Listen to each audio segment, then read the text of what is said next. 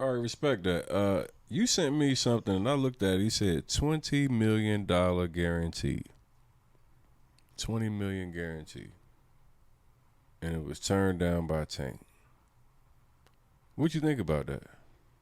What do you want me to start crying here? I mean, is this the part that we have the sentimental part where I just start fucking just, shedding some tears? I'm on to 420 and Haney versus Garcia, because that was 20 million back then. We don't know what this one is about to be, being that RyanGarcia then raised his hand and coming in at 140. So I gotta give him some credit. I gotta give him some credit that he done raised his hand, and he says that he's gonna come in there in his best shape with no handicaps. No excuses, huh? No rehydration, no nothing. Man, it ain't no excuses on either one of them part. They both had 3, and it was 3. You know what I mean? And you know what I mean? It's the ultimate grudge match. It's the Haneys versus the Garcias, 420. Can you tell me how you and Dev started the journey getting into boxing? Just like, how did you get from, the father to actually getting them into training them and into now having like a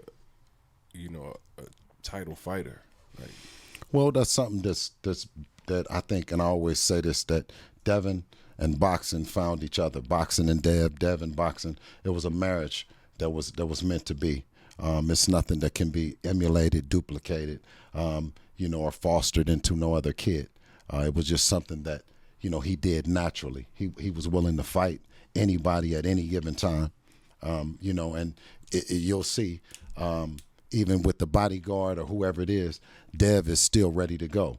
You know what I mean? Like, he's just always had that kind of energy. And when he was in school, he kept getting into fights and stuff like that, So after the last time he got into a fight at school, he had a fight with actually in the boxing gym. He had a fight with me first at home, you know what I mean? But while driving from the school to home, I asked him, I said, "Do you think you tough?"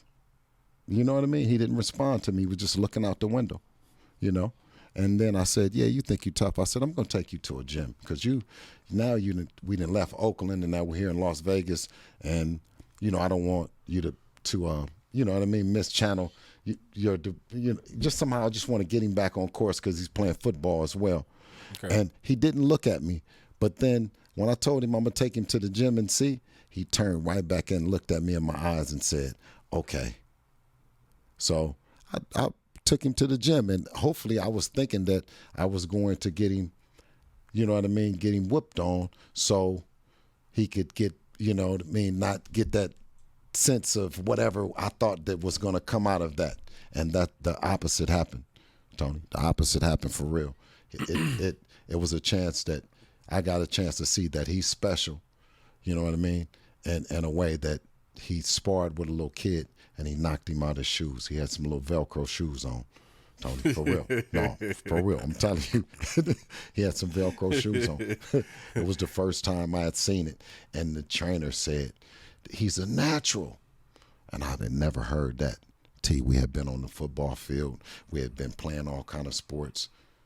And nobody had said he was a natural.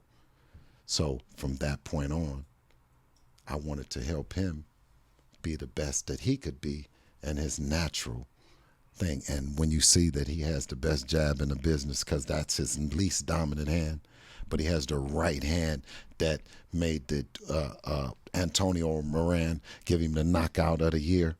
You see, that's a talent.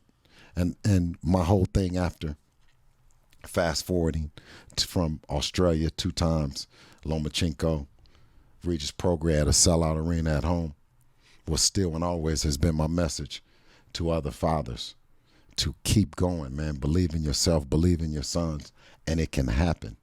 You know what I mean? Especially when you have faith and you know that that's naturally what they do. You know what I mean? What you naturally should not do is give it away, King.